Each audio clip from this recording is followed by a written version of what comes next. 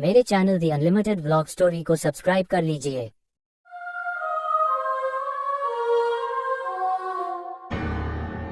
Subscribe करें और देखें एक दिल दहला देने वाली हॉरर स्टोरी। बिना घबराए बेल आइकन प्रेस करना ना भूलें।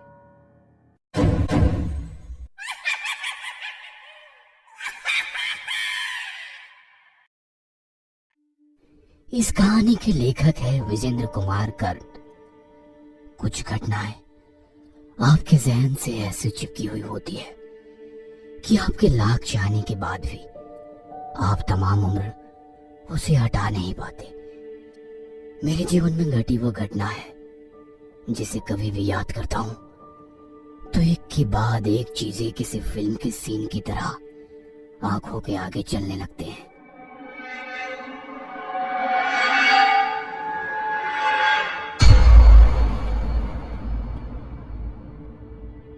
20 साल पुरानी बात है। उस समय मैं अपने गांव में रहकर ही पढ़ाई किया करता था। क्या दिन थे वो। पूरा दिन मस्ती, कभी खेतों में बाबूजी का हाथ बटाना और थोड़ी मुड़ी पढ़ाई। मेरा बचपन का सबसे गहरा दोस्त था भोला।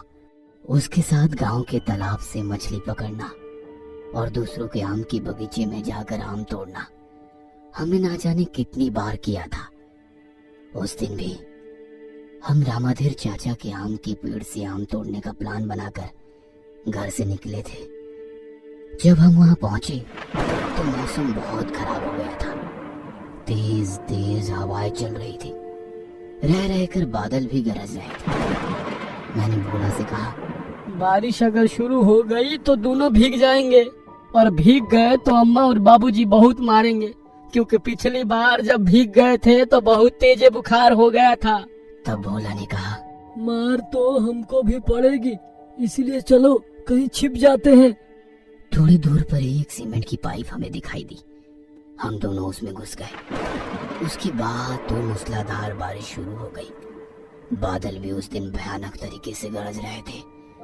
दिन में ही अंधेरा सा हो गया था। अचानक हमने देखा कि जोरों की चमक के साथ बिजली गिरी। मैंने भोला से कहा, भोलवा वो देख बिजली गिरी है।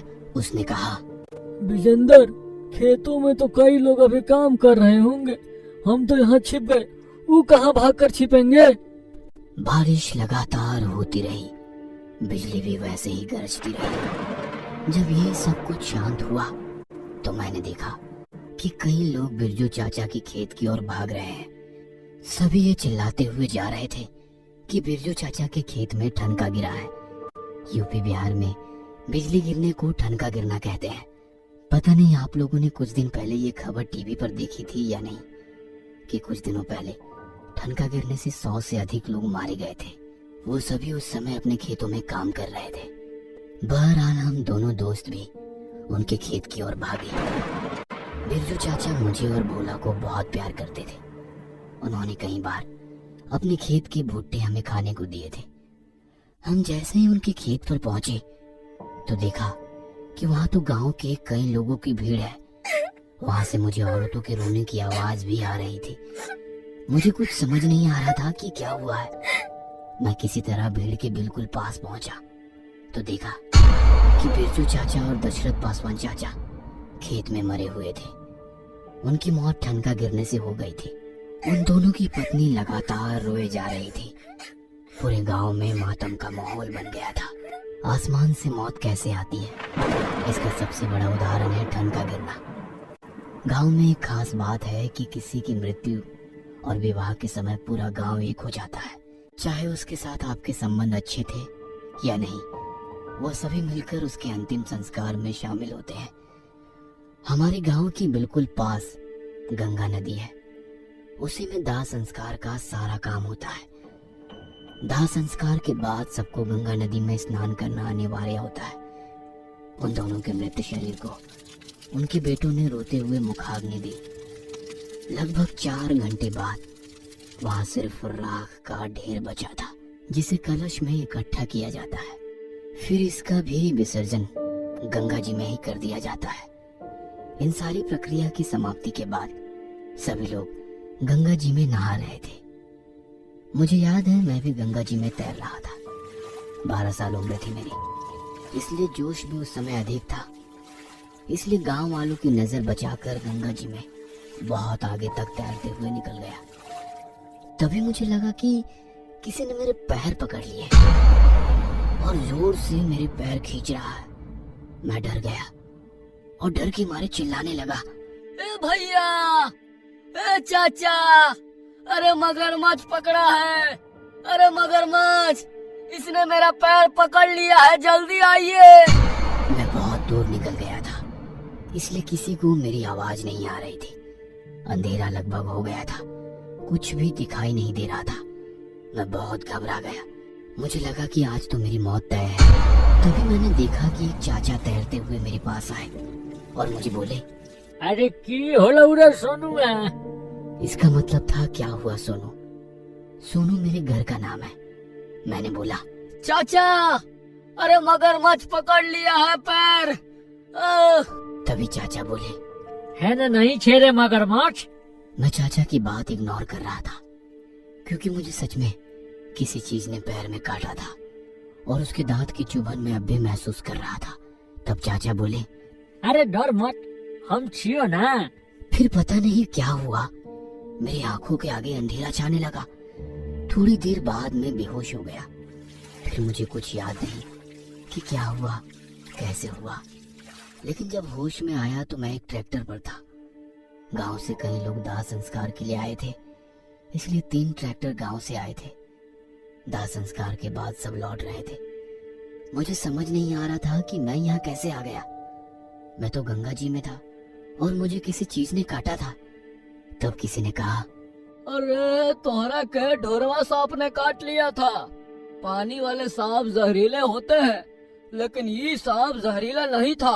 हाँ, लेकिन काटने से बहुत दर्द होता है। मुझे भी बहुत दर्द हो रहा था। जहाँ पर काटा था वहाँ पूरा लाल निशान बन गया था।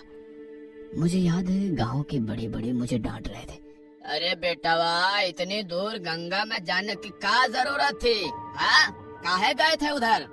लेकिन सभी को आश्चर्य हो रहा था कि ये बेहोश हो गया तो किनारे कैसे आया, क्योंकि समंदर भले ही डूबने वाले को बाहर फेंक देता है, लेकिन गंगा जी अपने आप में समा लेती है। सभी ये बातें कर रहे थे और मैं उस आवाज को याद कर रहा था जो मेरे बेहोश होने के पहले कह रहा था, अरे डर मत, हम छियो ना।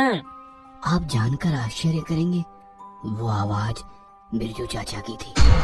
वही बिरजू चाचा जिनका दाह संस्कार करने में आया था।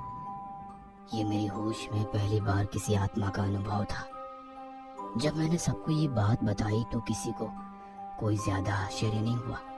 सभी कहते थे, बेटा, हमारे गांव से मरने वाला मरने के बाद अपने साथ कोई अपयश लेकर नहीं जाना चाहता, इसलिए वो मरने के बाद भी तब तक सबकी देखभाल करता है जब तक शमशान घाट से लौटकर लोग सुरक्षित घर ना पहुंच जाए। तभी गांव के बुजुर्ग बताने लगे, बेटा, 100 साल से अधिक हो गए, हमने कभी भी दाह संस्कार के समय किसी को गंगा जी में डूबते नहीं देखा और ना ही रास्ते में उनके साथ कुछ बुरा घटता है। और हाँ, ये सिर्फ मेरे गांव के साथ होता है। कहते हैं कि कोई अदृश्य शक्ति मेरे गांव की हिफाजत करती है, तभी तो हर साल बाढ़ में बगल का गांव डूब जाता है, लेकिन हमारा नहीं। मैं अब उम्र में बड़ा हो गया हूँ, कुछ किताबें पढ़ ली है, थोड़ा समझदार होने की एक्टिंग करता हूँ, घटनाओं में तर्क तलाशता हूँ। लेकिन इन सब बातों को समझने और समझाने के लिए मेरे पास कोई तर्क नहीं है। आपके पास कोई तर्क हो तो बताए। लेकिन एक बात है, बिरजू चाचा ने मुझे नहीं बचाया होता तो ये पोस्ट आप नहीं पढ़ रहे होते। दोस्तों, ऐसे ही डार्क सस्पेंस मिस्टीरियस स्टोरी है ड्यूड वेब सीरीज की, जो ऑनलाइन चैनल पे स्ट्रीम हो रही है। इसकी लिंक नीचे डिस्क्रिप्शन में मेंशन है। और ऐसे ही डार्क हॉरर स्टोरीज के लिए स्टडी पंपकिन को सब्सक्राइब कीजिए।